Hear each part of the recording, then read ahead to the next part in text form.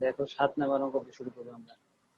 ঠিক আছে, 7 নম্বর অঙ্কে আমাদের বলতেছে can manufacturing is considering investing in either of two mutually exclusive project C and D, দুইটা প্রজেক্টের কথা বলতেছে।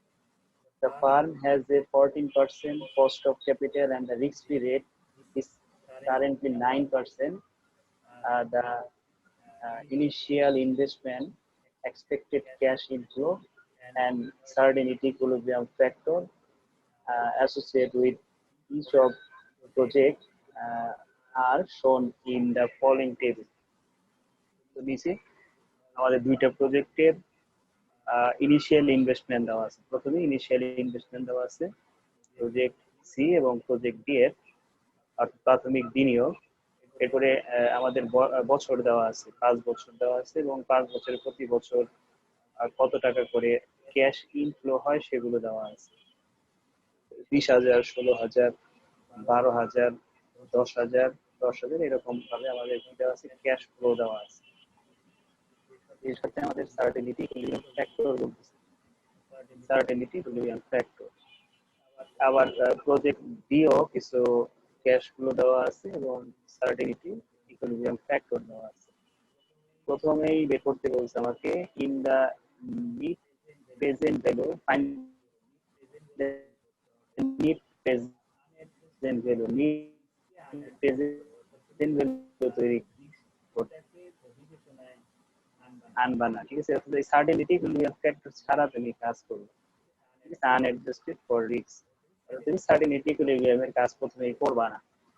আর যখন বলবে রিস্কটা অ্যাডজাস্ট করে নিতে, তখন আমরা সার্টেনিটি ইকুইলিব্রিয়াম ফ্যাক্টরটা কাজ করবো। ঠিক আছে, প্রথমে আমাদের বলতেছে এটা হলো আমাদের প্রজেক্ট সি। প্রজেক্ট ডি তেও এরকম কাজ করবো। তো বলতেছে which is the perfect using this measures, অর্থাৎ বলতেছে যে এখান থেকে একটা মন্তব্য দিতে হবে।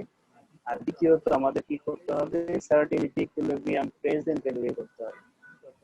সার্টেনিটি ইকুইলিব্রিয়াম ফ্যাক্টরের সাথে আমরা ক্যাশ ফ্লো গুণ করে সার্টেনিটি ইকুইলিব্রিয়াম ভ্যালু বের হবে। তার সাথে আমরা ফ্যাক্টরিং গুণ করবো, টাইম ভ্যালু অফ মানির সূত্র দিয়ে যেটা আমরা বের করি ডিসকাউন্ট ফ্যাক্টর, সেই ফ্যাক্টরটা আমরা এই দুইটার গুণফলের সাথে গুণ করবো। ঠিক আছে, তো তিনটা অ্যামাউন্ট একসাথে আমরা গুণ করবো, এই 20,000.90 আর হচ্ছে আর প্রশ্নে পার্সেন্টেজ দিচ্ছে কত, ওই পার্সেন্টেজের ফ্যাক্টরটা আমরা গুণ করবো। এইভাবে আমরা তিন করবো দুইটা প্রজেক্টের এক্সপেক্টেড প্রেজেন্ট ভ্যালু বের। ফার্স্ট প্রেজেন্ট ভ্যালু বের করি। ফার্স্ট প্রেজেন্ট ভ্যালু কিভাবে হবে, দুইটা project, project C project D, year দেওয়া আছে ফার্স্টটা ইয়ার আমরা বসাইছি। ক্যাশ ফ্লো আফটার ট্যাক্স এগুলো আমরা বসালাম, প্রশ্নে যেগুলো আছে। আর ডিসকাউন্ট ফ্যাক্টর 14% এর ডিসকাউন্ট ফ্যাক্টর বের করব। কিভাবে বের করব, 1/1.14 পাওয়ার 1 দিলে এটা আসবে, আবার পাওয়ার 2 দিলে এটা আসবে, এরকম পাওয়ার চেঞ্জ করে করে আর যেই বছরের যত ইয়ার, মানে ইয়ার এখানে যতগুলো থাকবে অতই আমরা পাওয়ার বসাই। বুঝতে পারছি, এগুলো আমরা ক্যাপিটাল বাজেটও পড়াইছি। আর সেকেন্ড ইয়ার ফার্স্ট ইয়ারে আমরা ফিনান্সের পড়ছি, থার্ড ইয়ারে ম্যানেজমেন্ট অ্যাকাউন্টিং পড়বো। এবং আমরা প্রথম ক্লাসে এটা ভেঙে দেখাইছি এটা কিভাবে বের করতে। ঠিক আছে, 1/1.14 পাওয়ার 1 দিলে এটা পাবা, পাওয়ার 2 দিলে এটা পাবো, এইভাবে মানগুলো আসবে। তাহলে ক্যাশ ফ্লো আফটার ট্যাক্সের সাথে এই ফ্যাক্টরগুলো গুণ করলে তুমি পাবো প্রেজেন্ট ভ্যালু।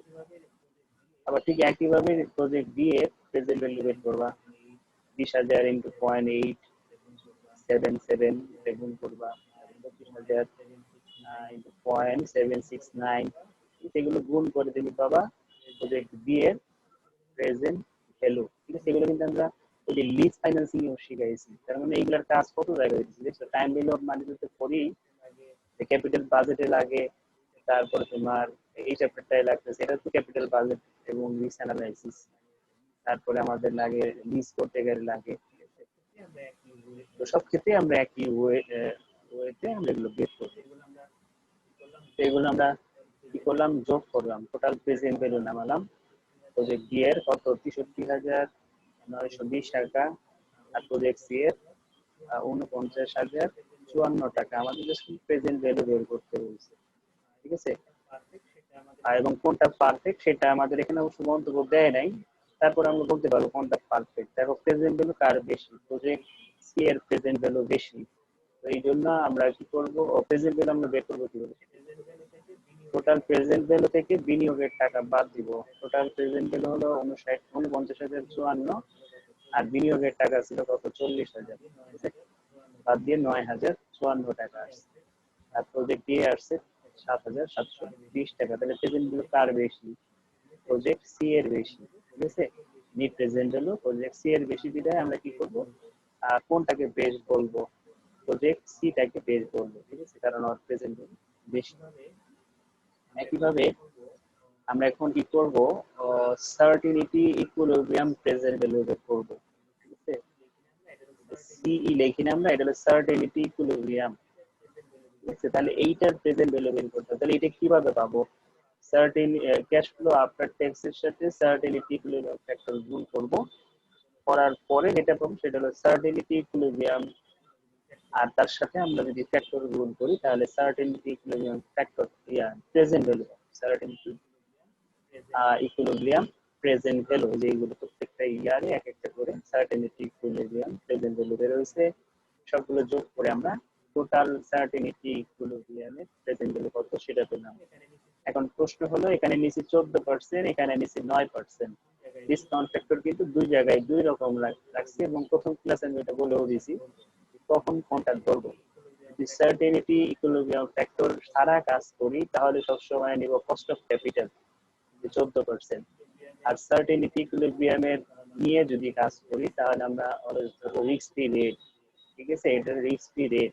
কেন এটা নেই, কারণ এইটার সাথে এটা গুণ করলে যে ভ্যালুটা পাই সেটা হলো রিস্ক ছাড়া আমাদের মূল্য, আর এইখানে কিছু রিস্ক আছে, এই রিস্কটাকে অ্যাডজাস্ট করছে এটা গুণ করে, ঠিক আছে।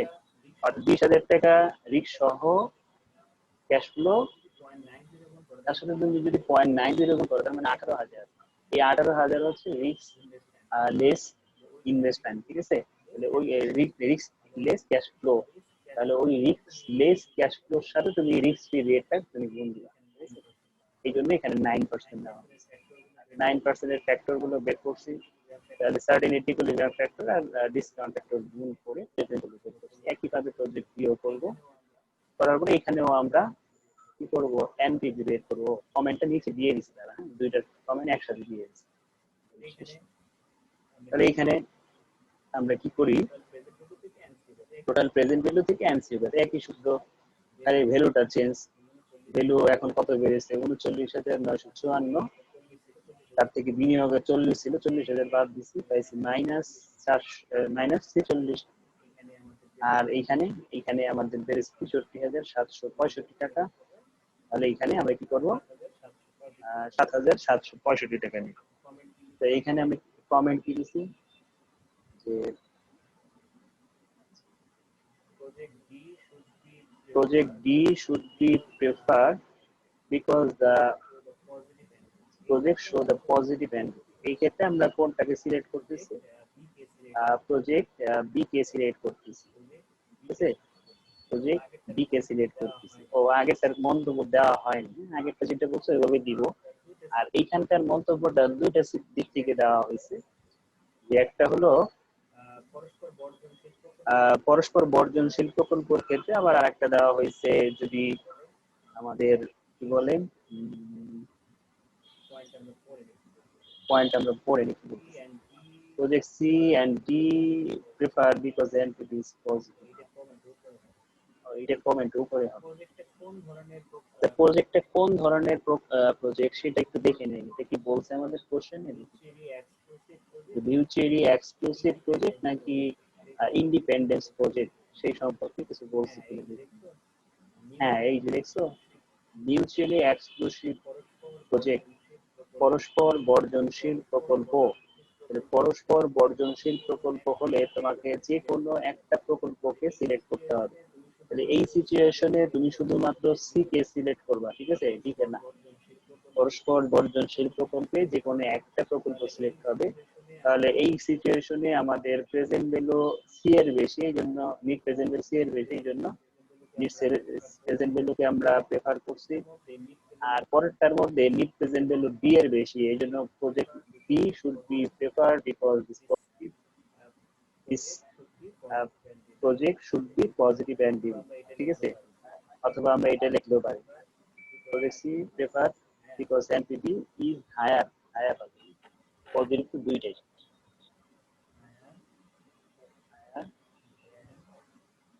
and project ঠিক আছে, এই জিনিসটাই আমরা এখানে লিখে দিই।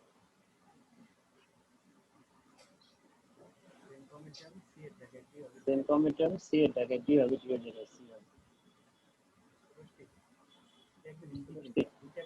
একদম ইজি, কিন্তু দুইটা কাজই কিন্তু সেম কাজ করা হয়েছে, সেম সূত্রে অ্যাপ্লাই করা হয়েছে, ছকের মধ্যে একটা কাজ একটু বেশি করা লাগছে, সার্টেনিটি ইকুইলিব্রিয়াম ফ্যাক্টরটা গুণ করে নিতে হয়েছে ক্যাশ ফ্লোর সাথে। ঠিক আছে, এইটা সলিউশনটা একটু নাও, স্ক্রিনশট করে রাখো, পরে সাউন্ড কি ক্লিয়ার শোনা যাচ্ছে না?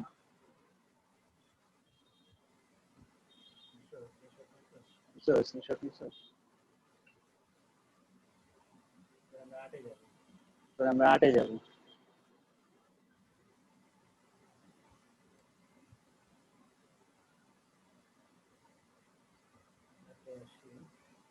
আটে আসি,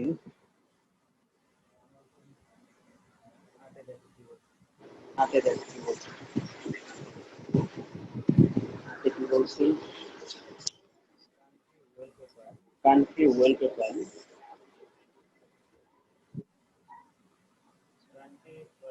country wallpaper is considering investment on of the mutually exclusive project। এটাও কি পরস্পর বর্জনশীল প্রকল্প, অর্থাৎ ডিসিশন দিতে বললে তুমি যে কোনো একটা প্রকল্পকে সিলেক্ট করবা।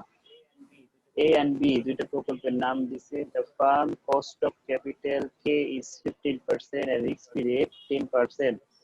এই কস্ট অফ ক্যাপিটাল নিবা যদি রিস্ক সার্টেনিটি ইকুইলিব্রিয়াম ফ্যাক্টর ছাড়া কাজ করো তাহলে টাকা নিবা, যদি সার্টেনিটি ইকুইলিব্রিয়াম ফ্যাক্টর গুণ করো ক্যাশ ফ্লোর সাথে তাহলে তোমার রেট দিতে হবে, রিস্ক ফ্রি রেট দিতে সেটা। The firm has gathered the following basis cash flow and risk index data for each ভাই দেখেন project। সাউন্ড না ডিস্টার্ব অনেক, আপনার সমস্যা নেই আমার সমস্যা বুঝতেছি না। হ্যাঁ, তোমার কি ওইখানে আমরা প্রবলেম হয়? না আমি আজকে একটু অন্যভাবে নিতেছি, সেটা হলো প্রতিদিন তো মাইক্রোফোন ল্যাপটপের সাথে নিয়ে লাগিয়ে কাজ করতে, আজকে আমি একটু অন্যভাবে দিতেছি কি হেডফোন মোবাইলের সাথে, এই জন্য দেখো দুইটা আইডি শো করতেছে, না না দুইটা আইডি কথাটা বাড়িয়ে জানার সমস্যা কি আপনার নাকি আমার, আমি বুঝতেছি না জিনিসটা কি। আমার দুইটাই অন করা আসলে দেখতেছি এখন মনে হ্যাঁ হয় আর দুইটা শো করতেছে। হইলো হ্যাঁ, দুইটা শো করতেছে, একসাথে আমি স্ক্রিন শেয়ার করছি আর মোবাইল দিয়ে আমি ভয়েসটা দিচ্ছি। তারপরে যদি সমস্যা হয় তাহলে আমি আবার আগের ইয়েতে চলে যাবো, একটু আমার সাথে আছে। বলো সমস্যা কি এখনো ক্লিয়ার নাকি এই সমস্যা হইতেছে? কথা এখন বোঝা কথা যায়? কথা ঠেকতেছে কিন্তু মানে আটকে যায় মানে সমস্যা, আমার সমস্যা নেই কারণ আপনার সমস্যা এটাই বুঝতেছি না। আগে আমার ওইটারে আমার নিকটে নির্দিষ্ট হইতে পারে, আজকে ওই নেই, আমি আজকে টেস্ট করতেছি জাস্ট যে আজকে নেন আজকে আপনার মাইক্রোফোন নিকটে ছাড়া, মাইক্রোফোন ছাড়া আমি কিছু করতে পারি, মানে মাইক্রোফোন ছাড়া ক্লাস নেওয়া যায় কিনা সেটা দেখতেছি। তারপরে আমি চেঞ্জ করি, এত মতো নিয়েছি, পরে আমি আবার দেখবো যে রেকর্ডিংটা ঠিকঠাক আছে। আটে আসছি আমরা, তাহলে আটে কি দেওয়া আছে আমাদের, দুইটা প্রজেক্ট, প্রজেক্ট এ এবং প্রজেক্ট বি 15,000 টাকা বিনিয়োগ করছে প্রথম অবস্থায় এবং প্রজেক্ট বি 11,000 টাকা বিনিয়োগ করছে, এবং ক্যাশ ইনফ্লো হয়েছে কত 6,000 করে, প্রতি বছরই 6,000 করে ইনফ্লো হয়েছে। আর এখানে এক বছর 6,000, একবার 4 বছর, একবার 5,000, একবার 2,000, এরকম ভাবে আমাদের ক্যাশ ইনফ্লো হয়েছে। রিস্ক ইন্ডেক্স ওই যে বেটার মান দেওয়া আছে, হ্যাঁ 1.80 আর একটা হলো 1। তারপরে বলতেছে find the net present value, net present value বের করতে বলছে, ওই আগের কথাই বলছে, আমরা আগের অঙ্কের প্রথম রিকোয়ারমেন্ট যেরকম করছে ওইরকম করতে বলছে। Is project using the fund cost of capital, which project is perfect in this situation. তো এই সিচুয়েশনে কোন প্রজেক্টটা পারফেক্ট হবে সেটা তোমাকে বলতে হবে। তার জন্য তোমাকে আগে এনপিভি বের করতে হবে। দেখো তো কোনো কিছুই কিন্তু চেঞ্জ নাই, ওইখানে যা যা করছি হুবহু এটা, এমনকি কপি করছে যে এমন কপি করছি যে সিডি দেখছো চেঞ্জও করেনি। এটাতে এবি প্রজেক্ট না, দুইটা প্রজেক্ট এবি, সিডি তো আগেরটাই ছিল, ওইটাই কপি করছে একরকম ছবি দেখে, আর এখানে চেঞ্জ করা হয়নি। আচ্ছা ঠিক আছে, তো এইখানে আমরা প্রতি বছরের ক্যাশ ফ্লো বসালাম। ডিসকাউন্ট ফ্যাক্টর কিভাবে বের করবো, 1/1.15 পাওয়ার 1 2 3 এইভাবে দিয়ে দিয়ে ফ্যাক্টরগুলো বের করবো। প্রথম ক্লাসে এগুলো আমি ডিটেলস ভেঙে দিছি, প্রথম কিসের মধ্যে এটা দেখলে পাওয়া, তুমি মিস করে থাকো। তাহলে ক্যাশ ফ্লো আফটার ট্যাক্সের সাথে ডিসকাউন্ট ফ্যাক্টর গুণ করে আমরা পাবো প্রেজেন্ট ভ্যালু। এই সবগুলো প্রেজেন্ট ভ্যালু যোগ করে পেয়েছি টোটাল প্রেজেন্ট ভ্যালু, ঠিক আছে। আর প্রজেক্ট বিতে আসি, প্রজেক্ট বিতেও ক্যাশ ফ্লো তুলছি, ফ্যাক্টর বসাইছি, বসানোর পর আমরা প্রেজেন্ট ভ্যালু বের করছি। তারপরে এনপিবি আগেরটার মতোই করছে, টোটাল প্রেজেন্ট ভ্যালু থেকে এনসিও বার দিছি। টোটাল প্রেজেন্ট ভ্যালু 17,136, আর এখানে 15,000 টাকা বিনিয়োগ করছিলাম, সেটা আমার হাতে আছে 2,136 টাকা। আর এখানে 12,678 টাকা বিনিয়োগ করে 11,000 টাকা আমি পাইছি 4 বছরে। তাহলে আমার হাতে আছে 1,600 কত টাকা, সরি এত টাকা আমরা পাইছি, আর বিনিয়োগ করছি 11,000, তাহলে আমাদের হাতে আছে 1,678 টাকা, ঠিক আছে। এইটা গেল। এরপরে এইখানেও মন্তব্যটা বাদ পড়ে গেছে, এখানে মন্তব্য কোনটা দিব, তুমি কোনটা নিবে, যে কোনো একটাকে সিলেক্ট করবা, ওই কমেন্টটা এখানে কপি করে নিয়ে বসাই দিই, সেম কমেন্টই তো, এটা আমি এখানে বসাই দিই, তাহলে কারেকশন হয়ে গেল।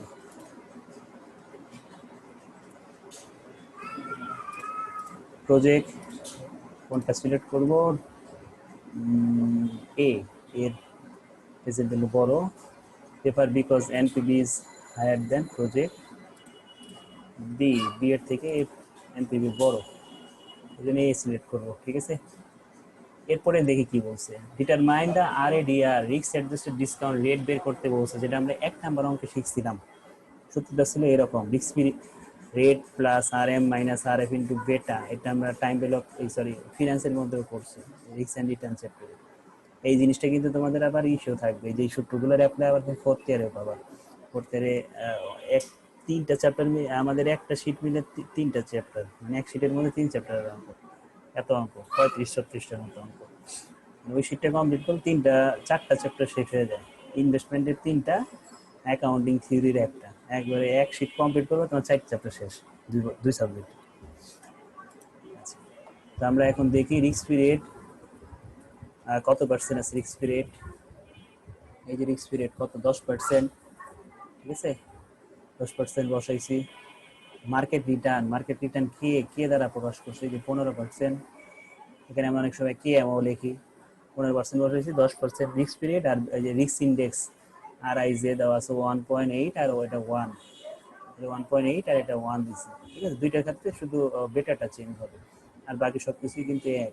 তাহলে এটা বেরোছে 19%, এটা বেরোয়েছে 15%, ঠিক আছে। তাহলে আমার এরপরে রিকোয়ারমেন্টে কি বলছে, ওই রিকোয়ারমেন্টে জাস্ট খালি ওইটাই চেয়েছে, হ্যাঁ। সিএপিএম মানে এটা মডেল, ওই যে আমরা যেই সূত্রে অ্যাপ্লাই করছি এটার একটা মডেলের নাম, সেটার নাম হলো ক্যাপিটাল অ্যাসেট প্রাইসিং মডেল। তাহলে এই মডেল অনুযায়ী আমাকে কি করতে বলছিল, রিস্ক অ্যাডজাস্টেড ডিসকাউন্ট রেট বের করতে বলছিল, যেটা আমরা করে ফেলছি। তারপরে বলতেছে next use the RA use the risk adjusted discount rate for each project to determine its risk adjusted NPV. risk adjusted NPV বের করতে বলছে কার সাহায্য নিয়ে, risk adjusted discount রেটের সাহায্য নিয়ে। তুমি তাহলে এই এনপিভিটা আবার করবা, কিন্তু তুমি এখানে 15 আর 15 নিতে পারবা না। এখন তুমি নিবা কোনটা, এখন তুমি নিবা, প্রশ্ন বলেই দিছে রিস্ক অ্যাডজাস্টেড ডিসকাউন্ট রেট, অর্থাৎ তুমি নতুন করে যে দুইটা বের করলা সেই দুইটা, ঠিক আছে। নতুন করে যে দুইটা বের করছো সেই দুইটা নিয়ে তুমি দুইটা প্রজেক্টের এনপিভি বের করবা। তো দেখো সবকিছু কিন্তু এক, খালি ফ্যাক্টরের যে মানটা, এই মানটা খালি চেঞ্জ, ঠিক আছে। 15টা হুবহু তুলে দিছি, কারণ 15-র মান তো এখানে যা আছে এইটাই হবে না। দেখো এই জন্যই কিন্তু দেখো এটার প্রেজেন্ট ভ্যালু আর এটার টোটাল প্রেজেন্ট ভ্যালু কিন্তু একরকম হবে, খালি এইটা চেঞ্জ হয়েছে কারণ এটার 19% আছে, এই যে দেখছো আরএডিআর এর মান 19%, ঠিক আছে। এই জন্য এটা চেঞ্জ হয়ে গেছে। তাহলে এই সিচুয়েশনে আমার এনপিভি কত হয়েছে, এটা কমে গেছে আগের তুলনায়। আর এটা কি যা আছে তাই, এর কোনো চেঞ্জ হয় না। ঠিক আছে, এই ছিল আমাদের এনপিভি। এরপরে লাস্ট রিকোয়ারমেন্টে বলছে compare and discuss your finding in requirement 1 and 3, 1 আর 3 এর মধ্যে যেই আমরা রেজাল্ট পাইছি তার উপর কি করে ডিসকাস করতে বলছে, কম্পেয়ার করে। ঠিক আছে, which project you recommended that in the firm accept, দুইটা কম্পেয়ার করে তোমাকে এখন বলতে হবে তুমি কোন প্রজেক্টটা সিলেক্ট করবা। দেখি কি বলছে কমেন্ট আমাদের। কমেন্টে বলতেছে after adjusting the discount rate adjust করার পরে কি হয়েছে, ইভেন থ্রো অল প্রজেক্ট আর স্টিল অ্যাকসেপ্টেবল। ঠিক আছে, সবগুলো প্রজেক্টই কিন্তু নেওয়ার মতোই আছে। দেখো এইখানে পজিটিভ, এটা পজিটিভ, এটা পজিটিভ, সবই কিন্তু পজিটিভ। তার মানে কি ডিসকাউন্ট অ্যাড করার পরেও আমরা দেখছি যে কোনোটা নেগেটিভ আসে নাই, আমাদের রেজাল্ট সবগুলো পজিটিভ আসছে। তার মানে কি সবগুলোই আমরা চাইলে নিতে পারি। পরে আবার কি বলছে, দ্য রেটিং চেঞ্জ, যে রেটিং চেঞ্জ হওয়ার পরে কি বলছে, project B has higher, project বির আমাদের যে প্রেজেন্ট বিল সেটা বেশি আসে। ঠিক আছে, higher NPV and should be chosen, এবং প্রজেক্ট বিটাই নিব। দেখো তুমি একটা জিনিস ক্লিয়ার করে, প্রজেক্ট এতে তুমি প্রথম অবস্থায় পাইছো 2136 টাকা। এই টাকাটা কখন পাইছো, রিস্কটা অ্যাডজাস্ট না করে পাইছো। কিন্তু রিস্ক যখন তুমি রিস্ক অ্যাডজাস্ট করে নিয়েছো যে এখানে, তখন তুমি পাইছো কিন্তু কমে গেছে, অনেক টাকা কমে গেছে। আগে পাইতো 2136 টাকা, আর এখানে পাইতেছে কত, 828 টাকা। এই দুইটা তুমি যদি গুণ করো, 3000-এর বেশি, 3000-ও হবে কিনা সন্দেহ আছে, দুটো 3000 মেবি হয় না। হ্যাঁ, কিন্তু এই দুইটা যোগ করে দেখো তো কত হয়, 3000-এর উপরে যাবে কিন্তু, কারণ এটা 1600, এটাও 1600 করো, 1600 এমনি 32 হয়ে যায়। তার মানে কোন প্রজেক্টে নেওয়া ভালো, দুই সিচুয়েশনেই আমার প্রজেক্ট বিটা অ্যাকসেপ্ট করা ভালো। এই প্রথমটা দেখে আবার বলা যাবে না যে এটা নেওয়া ভালো, কারণ হলো পরে যা দেখছি যে রিস্ক অ্যাডজাস্ট করলে টাকা কমে যায়। দুইটার যোগফল, এই দুইটার যোগফল করে দেখছি যে আমার প্রজেক্ট বি ভালো, এই জন্য কি করতেছে, প্রজেক্ট বিটা সিলেক্ট করতেছে। ঠিক আছে, এতটুকুই অ্যান্সার। এটার সলিউশনটা নিয়ে নাও, সামনে যাবো।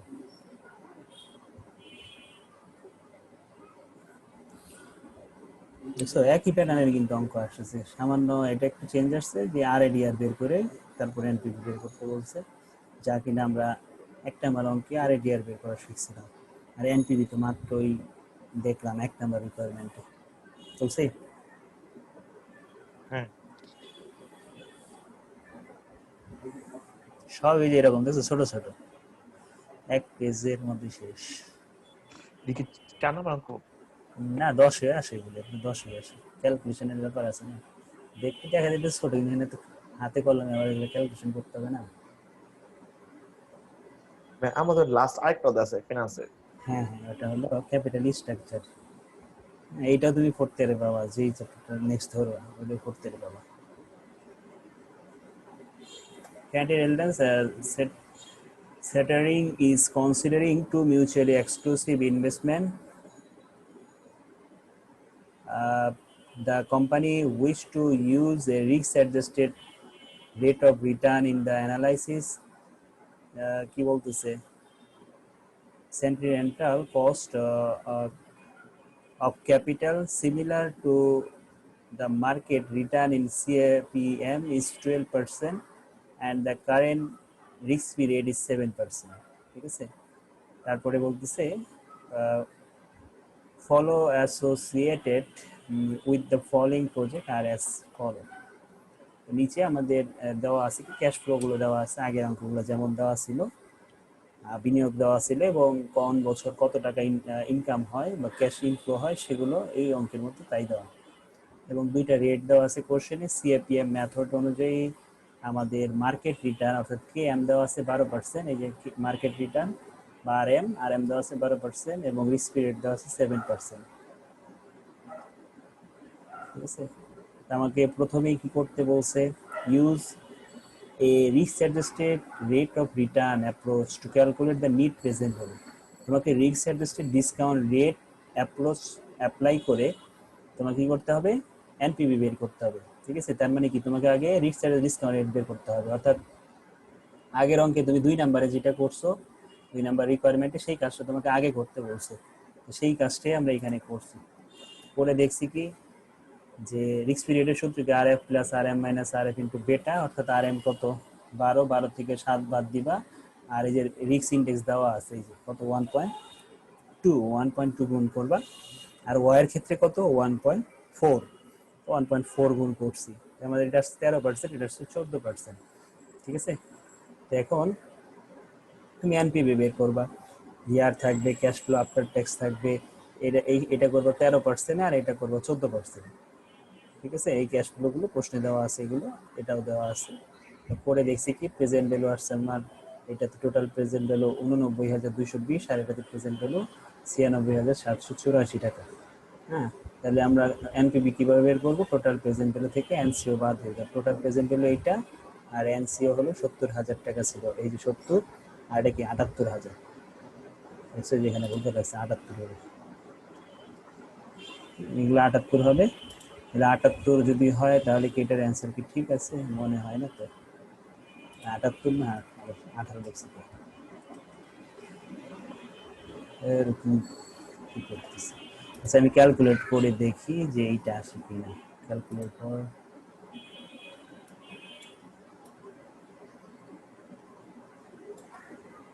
ছিয়ানব্বই 7 8 মাইনাস 78, হ্যাঁ এইখানে আবার ঠিকই দেখছি, বিয়োগফল আবার ঠিকই লেখা। হ্যাঁ, এগুলো ওই যে ফার্স্ট টাইম করা তো, কারেকশন এখনো করা হয়নি, যাকে এখন কারেকশন হয়ে যেতেছে, তোমাদের সাজেশন করতে বেশি সমস্যা হবে না, মানে সাজেশনে কারেকশনগুলোই পাবা, আর এগুলো সব করা তো এই জন্য সময়ও কম লাগবে সাজেশন করতে।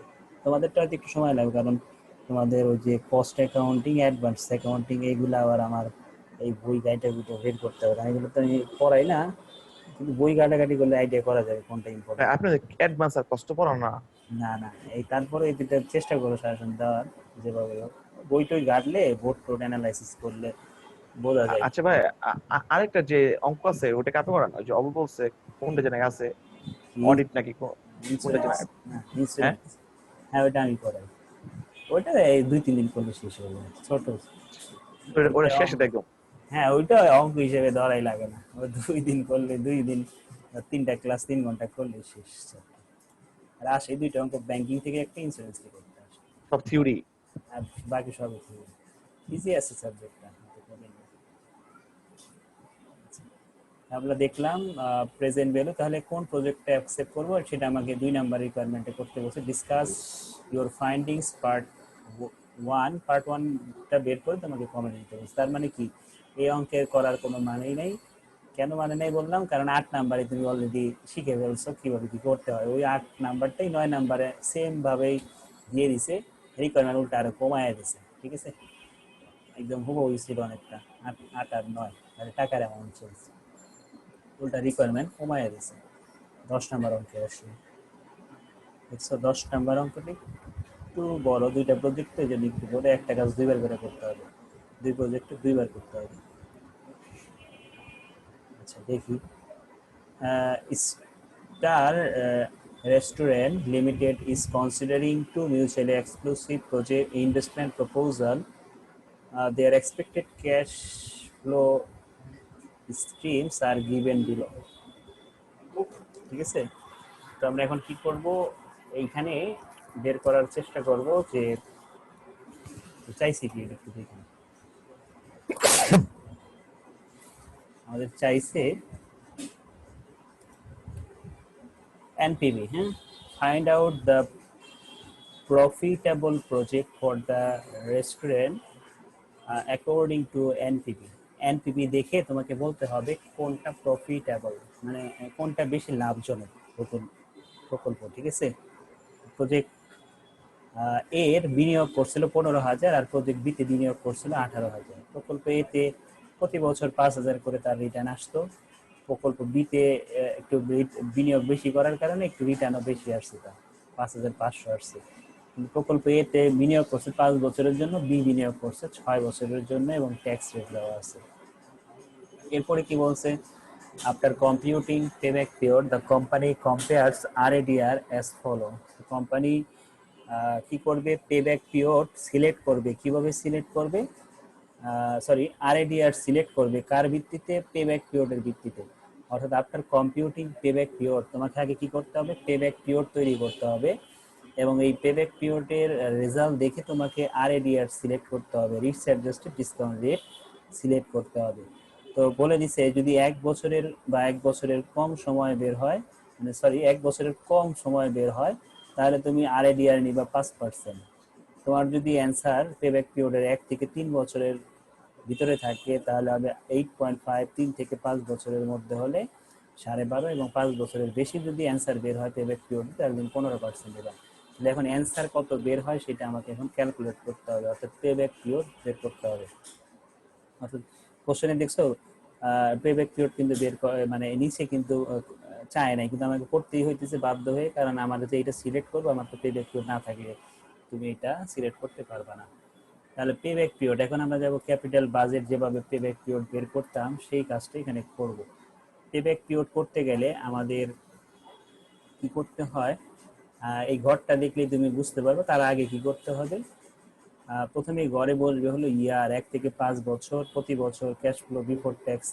হ্যাঁ, ক্যাশ ফ্লো বিফোর ট্যাক্স, যেহেতু ট্যাক্স রেট দেওয়া আছে তার মানে আমরা বুঝবো কি যে এখানে যে ক্যাশ ফ্লোটা দেওয়া আছে সেটা হলো ক্যাশ ফ্লো বিফোর ট্যাক্স। ঠিক আছে, এইটা পোস্টে অ্যাপ হবে, ক্যাশ ফ্লো বিফোর ট্যাক্স। ঠিক আছে, তো এই ক্যাশ ফ্লো বিফোর ট্যাক্স সেটা আমরা বসালাম। এই ক্যাশ ফ্লো বিফোর ট্যাক্স থেকে ডিপ্রিসিয়েশন বাদ দিতে হয়, এই জন্য আমরা আগে ডিপ্রিসিয়েশন বের করে নিয়েছি। কস্ট মাইনাস সেলভেজ ভ্যালু ভাগ লাইফ, সরল রৈখিক পদ্ধতিতে আমরা অবচয় বের করে দিয়েছি। 15,000 বিনিয়োগ করছিলাম, কোনো ভগ্নাংশেষ মূল্য ছিল না, 5 বছর দ্বারা ভাগ করে 3,000 আসছে, 3,000 আমরা বসাইছি। তাহলে 5,000 থেকে 3,000 বাদ দিলে থাকবে 2,000। এই 2,000-এর উপর তুমি ট্যাক্স ধরবা 40%, 40% ধরলে আসবে আমার 8,000 টাকা। ঠিক আছে, 8,000 টাকা আসবে এবং 40% আমি একটু লিখে দিই, হারিয়ে গেল।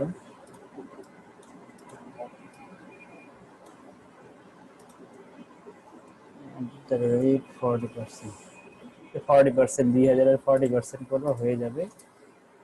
আর এই ইবিটি থেকে ট্যাক্স বাদ দিবে, ইএটি হবে, ইএটির সাথে পুনরায় আবার ডিপ্রিসিয়েশন যোগ করবা, সিএপিটি হবে। ঠিক আছে, এই বিনিয়োগ করছো 15,000, আর সবার টাকা মানে ট্যাক্স ট্যাক্স সবকিছু দেওয়ার পরে তোমার হাতে আছে 4,200, মানে প্রতি বছর তুমি 4,200 করে পাও ট্যাক্স দেওয়ার পর। তাহলে 15,000-কে 4,200 দ্বারা ভাগ করলে তুমি কত বছরে এই টাকাটা পুনরুদ্ধার করতে পারবা, সেটাই হলো পেব্যাক পিরিয়ড। অর্থাৎ 3.57 বছর তোমার সময় লাগবে এই বিনিয়োগ করছো যে এই বিনিয়োগকৃত টাকা পুনরায় ফেরত পেতে। ঠিক আছে, যেটাকে আমরা বলি পেব্যাক পিরিয়ড। তাহলে তুমি কি পেলা, 3.57 ইয়ার। তাহলে এই ইয়ার তুমি এখানে এসে মিলাবা, এই রেঞ্জের মধ্যে পড়ছে না, তাহলে তুমি কত নিবা, আরএডিআর এর রেট 12.5% তুমি রিক্স অ্যাডজাস্ট ডিসকাউন্ট রেট সিলেক্ট করবা। অর্থাৎ এই রেটে তুমি কি করবা, প্রেজেন্ট ভ্যালু তৈরি করবা। ঠিক আছে, তো আমরা দেখো প্রতি বছর আমাদের ক্যাশ ফ্লো কিন্তু সমান 4,200 করে, কয় বছর, 5 বছর। এই জন্য আমরা কি করছি, আমরা আর ছক করি নাই, আগের অঙ্কগুলো যেমন ছক করতাম, এক এক বছরে এক এক রকম ক্যাশ ফ্লো থাকতো, ইয়ার 1, 2, 3 এভাবে লিখতাম, কিন্তু এই অঙ্কে কি প্রতি বছরই 5,000 টাকা ক্যাশ ফ্লো। এই জন্য আমাদের এই যে ক্যাশ ফ্লো আফটার ট্যাক্সের সাথে ডিসকাউন্ট ফ্যাক্টর গুণ করব, তার থেকে বিনিয়োগের টাকা বাদ দিল। সূত্র কিন্তু আমরা ওইটাই লিখছি, এনপিভির সূত্র যেটা আমরা এটাই লিখছি।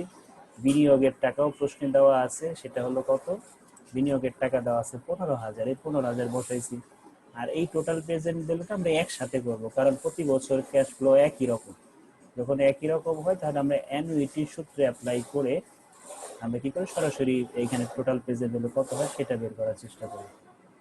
প্রতি বছর তুমি রিটার্ন পাও 4,200 টাকা, আর এইখানে তুমি মান বসাবো এই সূত্রের মধ্যে। এই যে সূত্র, এই আর এর মান কত, 12.5%। কিভাবে তুমি পালা 12.5%, এই যে তোমার কোন রেঞ্জের মধ্যে ছিল, the payback period is lies between 3 to 5 year, so we get RADR rate 12.50%। এই জন্য 12.5% আমরা কাজ করে দেখছি প্রেজেন্ট ভ্যালু প্রজেক্টে নেগেটিভ আসছে। একইভাবে আমরা প্রজেক্ট বি করবো। এখন প্রজেক্ট বি তে বিনিয়োগ করছে 18,000, এটা 6 বছরের জন্য বিনিয়োগ করা হয়েছিল, এই জন্য অবচয় বেড়েছে 3,000। আর 1 থেকে 6 বছর লিখছি ক্যাশ ফ্লো বিফোর ট্যাক্স 5,500, তার থেকে অবচয় বাদ দিছি, পাইছি ক্যাশ ফ্লো আফটার ট্যাক্স, তার সাথে আমরা ট্যাক্স রেট গুণ করব, ট্যাক্স রেটটা বসাই দিই, ট্যাক্স রেট 40%, ওই হারাই at the rate 40%, আর হচ্ছে আমাদের তাহলে এই ইবিটি থেকে ট্যাক্স বাদ দিচ্ছি, পাইছি এটি, এটির সাথে পুনরায় আবার ডিপ্রিসিয়েশন যোগ করে সিএফ এটি পাইছি, ঠিক আছে। তাহলে এটাও কি করব, বিনিয়োগের টাকাকে সিএফইটি দ্বারা ভাগ করে আমরা পাইছি 4 বছর, এটাও কিন্তু 3 থেকে 5 বছরের মধ্যেই আছে, অর্থাৎ 12.5%ই হবে। তাহলে 4,500 টাকার সাথে দেখছো এখানে বলতে এখানে 5,500 প্লাস ওইটা কপি করে বসাইছি, তো এই জন্য আর চেঞ্জ করতে মনে নেই। তাহলে এখানে রেজাল্ট কত আসছে, 242 টাকা, ঠিক আছে। তাহলে কোনটা ভালো তোমার, এটা তো নেগেটিভ হয়েছে আর এটা কি পজিটিভ, তাহলে প্রকল্প বিটা আমরা অ্যাকসেপ্ট করবো, লাভজনক বেশি। The profitable project is B for the restaurant according to NPV. NPV দেখে তুমি কি বলতে পারলা, প্রজেক্ট বিটা তোমার জন্য, এই কোম্পানির জন্য লাভজনক, ঠিক আছে। এই ছিল আমাদের 10 নম্বর অঙ্কের সলিউশন। এটা আমি নিচে নামাই দিয়ে একসাথে তুলে ফেলবো।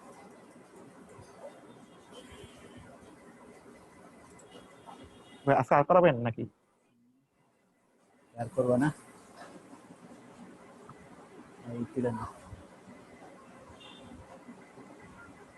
বুঝছো? হ্যাঁ তুলছি। বিশাল বড় অঙ্ক, যদি ছোট অঙ্ক থাকলে ছোট অঙ্ক করে একটু কমাই। এখানে একটা ছোট্ট একটা অঙ্ক আছে, দুই একটা ছোট অঙ্ক করে একটু কমায় রাখি।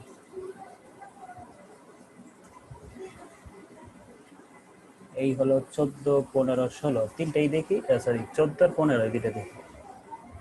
এগুলো ছোট ছোট অঙ্ক এবং এগুলো অনেক পড়ছো ফিনান্সের মধ্যে, আবার একটু মনে করাই দিই। 14 বলছে the information of 3 project are as follow. তিনটা ইনফরমেশন দেওয়া আছে তিনটা প্রজেক্টের, একটা হলো এক্সপেক্টেড ভ্যালু, আর একটা স্ট্যান্ডার্ড ডেভিয়েশন, এটা হলো গড় আয় আর এটা হলো ঝুঁকি। গড় আয় আর ঝুঁকির মধ্যে আমরা আনুপাতিক সম্পর্ক তৈরি করে কোএফিসিয়েন্ট অফ ভেরিয়েশন বের করি।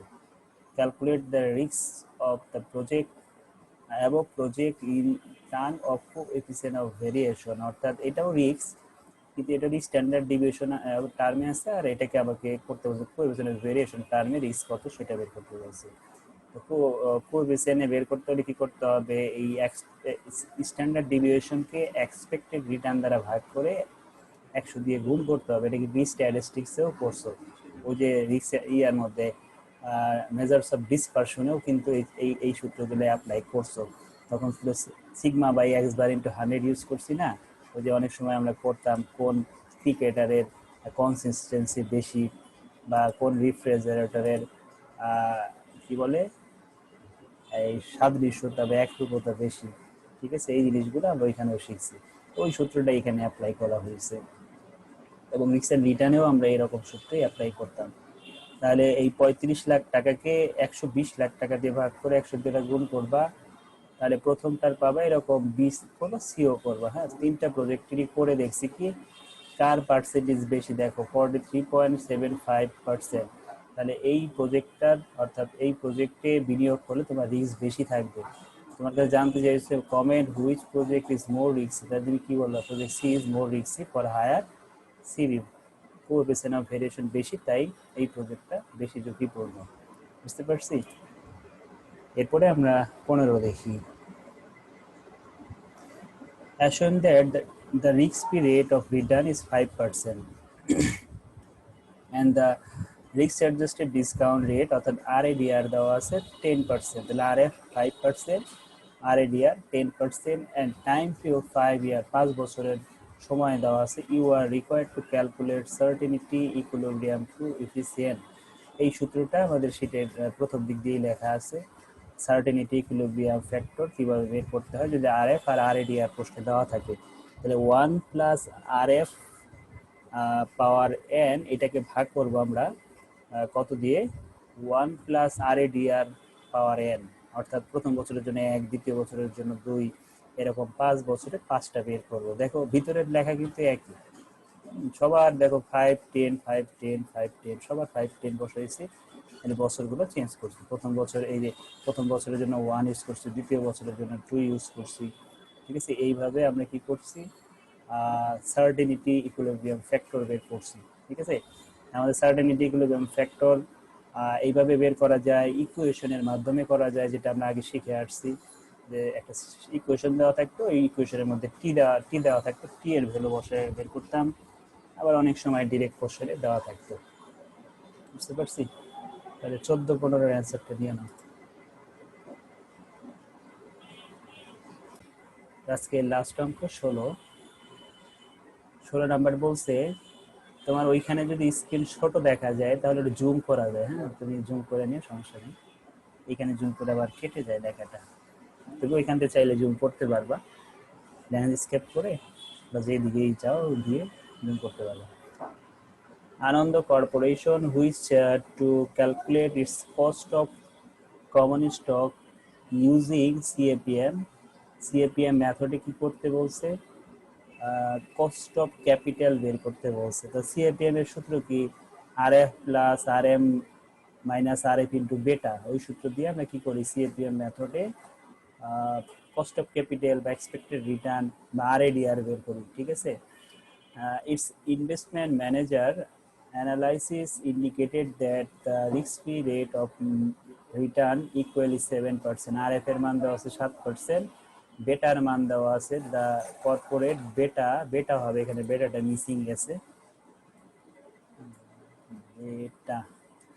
বেটা কত দেওয়া আছে 1.5 and the market return equal to 11%, market return দেওয়া আছে। প্রথমেই তোমার কাছে জানতে চাইছে calculate the market risk premium, তাহলে রিস্ক ফ্রি রিটার্নের অর্থাৎ এই যে আরএফ, এটার সাথে কি আরএফ যোগ করলে কি হবে, যে আরএফটা যদি আমি এখানে যোগ করে দেই তাহলে কি হবে কস্ট অফ ক্যাপিটাল বা এক্সপেক্টেড রিটার্ন, অথবা আমরা বলতে পারি আরএডিআর, ঠিক আছে, অনেক নামই ডাকা হয় এটাকে।